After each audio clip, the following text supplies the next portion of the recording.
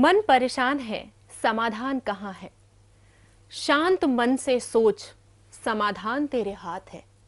जय जिनेंद्र दर्शकों, स्वागत है कार्यक्रम समस्या एक समाधान अनेक में। लगातार इस कार्यक्रम के माध्यम से हम आपको बता रहे हैं कि किस प्रकार से आपके पास ही तो समाधान है, लेकिन आपको दिख नहीं रहा है क्योंकि आपके पास वो शक्ति नहीं है। वो शक्ति कैसे मिलेगी आपको?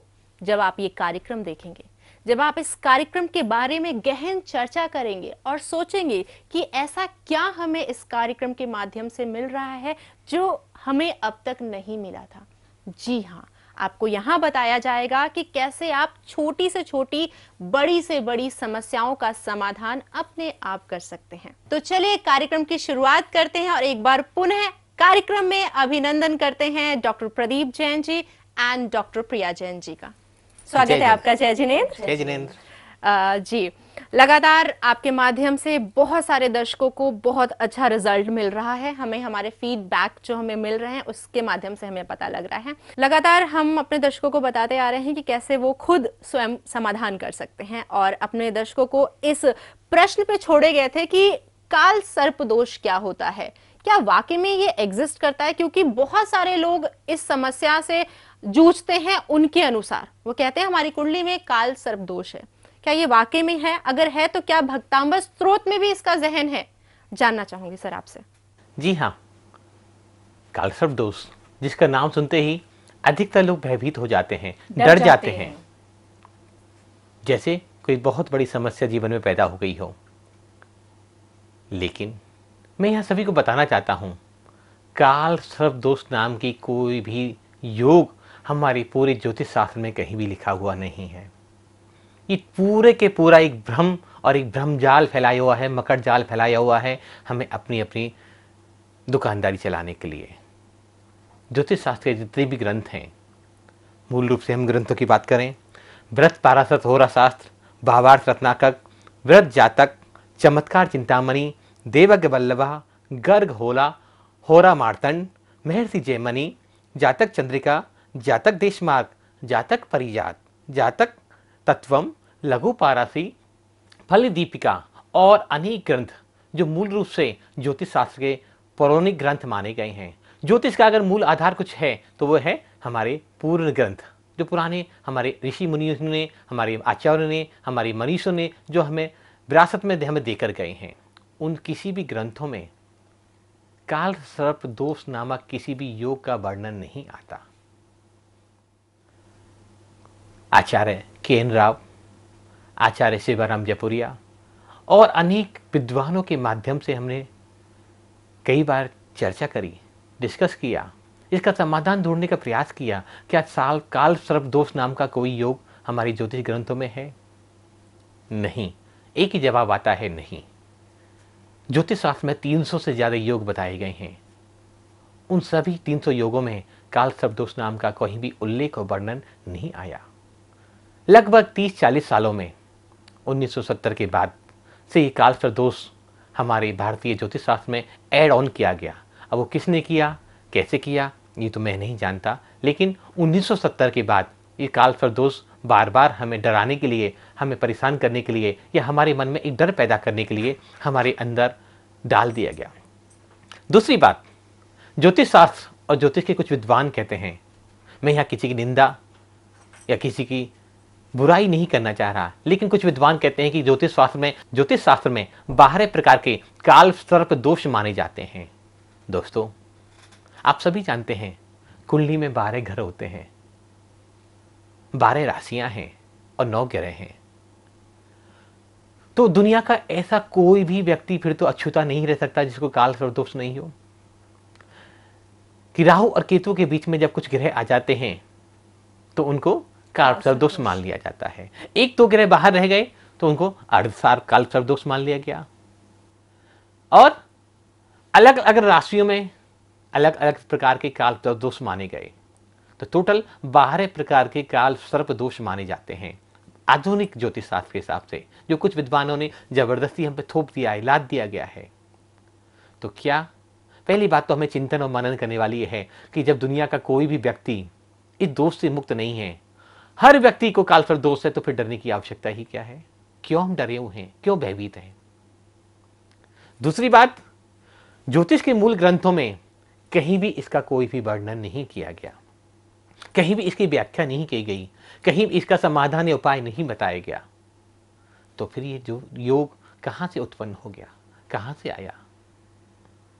मैं ये नहीं कहता कि मैं विद्वान हूं, लेकिन मैं अनुग्रह और आग्रह करना चाहूंगा उन ज्योतिषाचार्यों से कि उन मूल ग्रंथों को पढ़ें, देखें और उसमें निष्कर्ष निकालें कि ये योग कब और कहां से उत्पन्न हुआ और हमारे भारतीय समाज पर, भारतीय ज्योतिष शास्त्र पर क्यों लादा गया।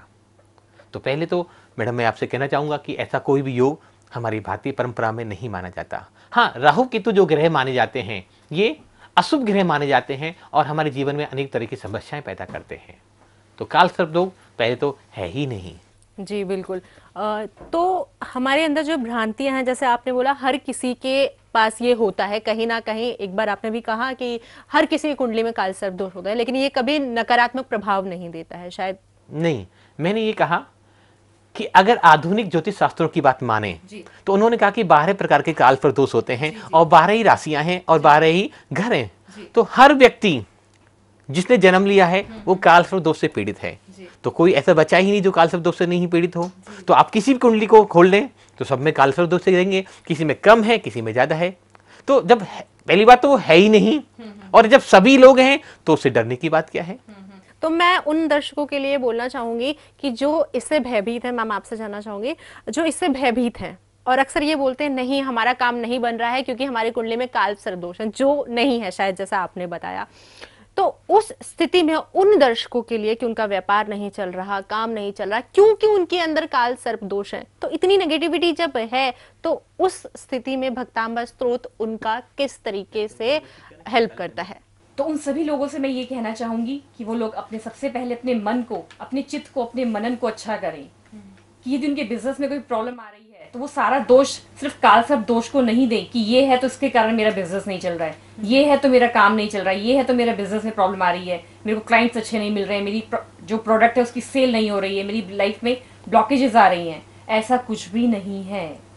आप उस चीज पे फोकस करना शुरू करें कि जो आप काम कर सकते हैं, कि मेरी लाइफ में यदि क्लाइंट्स अच्छे नहीं मिल रहे हैं मेरे को, तो मैं कहाँ पर अपने प्रोडक्ट में, कहाँ मेरे प्रोडक्ट में कहीं कमी है, उस क्वालिटी को अच्छा करूँ कि जब मेरा क्लाइंट उस चीज़ को यूज़ करे, उस चीज़ को, जो भी आपका प्रोडक्ट है उसको कैसे क्लाइंट अपनी लाइफ में यूज़ कर सकता है, कि कहाँ पर वहाँ माइनस पॉइंट आ रहा है तो मैं उसको बैलेंस करूँ, दोबारा से फोकस करूँ।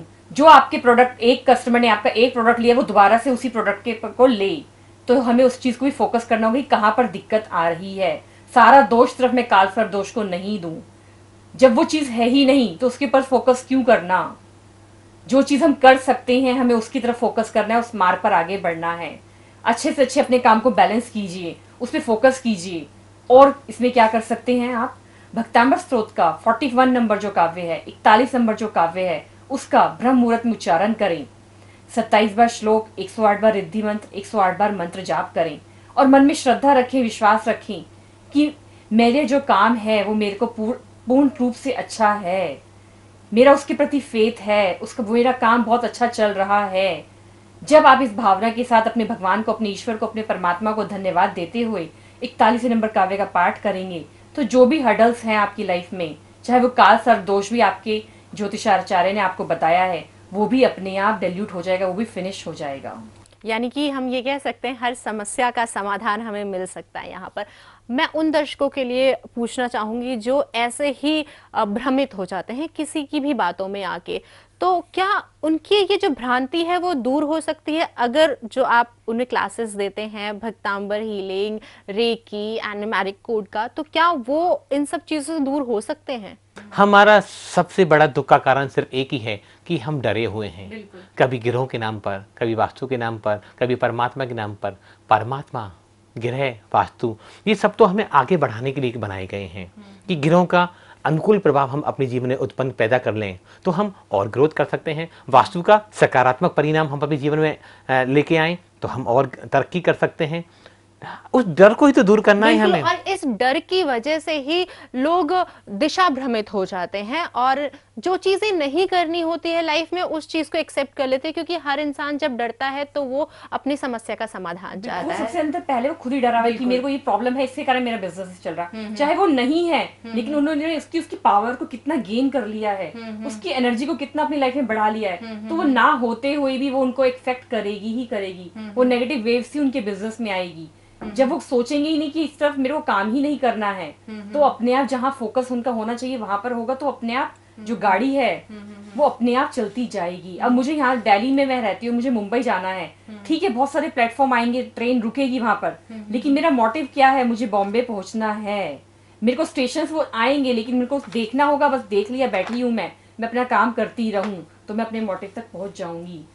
बिल्कुल, आपने ये बात बहुत सही कही है यहाँ पर प्रिया जी ने, कि हमारा जो डर होता है ना, वो हमारी पॉजिटिविटी जितनी भी आती है, पॉजिटिव वाइब्स जो भी होती है, उसे खत्म करके नेगेटिविटी में बदल देती है, और जो छोटा मोटा सुख भी आने वाला होता है वो आते ही चला जाता है। मैं एक दिन आपका भी हम ब्रेक लगा बिल्कुल पिछले एपिसोड में जब आपने चर्चा की थी तो एक बहुत अच्छी बात, मैं आपका प्रोग्राम देख रही थी तो मैंने उसमें समझा कि हमारी जो ऑरा होती है, हम कुछ भी कहते हैं कि हम अच्छे हैं, लेकिन सामने वाला इंसान अगर हमें ये कह रहा है कि नहीं आप अच्छे नहीं हो, आप बुरे हो, आप बुरे हो, लेकिन अगर हमने अपने ऑरा तक वो चीज नहीं आने दी है, हमने वो जो हमने एक वॉल क्रिएट किया हुआ है उसे क्रॉस नहीं करने दिया है, तो वो उसकी बुरी वाइब्स भी हमारे ऊपर नहीं आने देगी और हमारे लाइफ में बिल्कुल कोई भी इश्यूज नहीं होंगे। और यही चीजें प्रिया जी एंड प्रदीप जी अपनी क्लासेस में बताते हैं, जो अब हर महीने क्लासेस वो देते हैं, उनको बताते हैं अपने स्टूडेंट्स को कि कैसे आप पॉजिटिव रह सकते हैं। क्योंकि ये तो हमने हर किसी से सुना है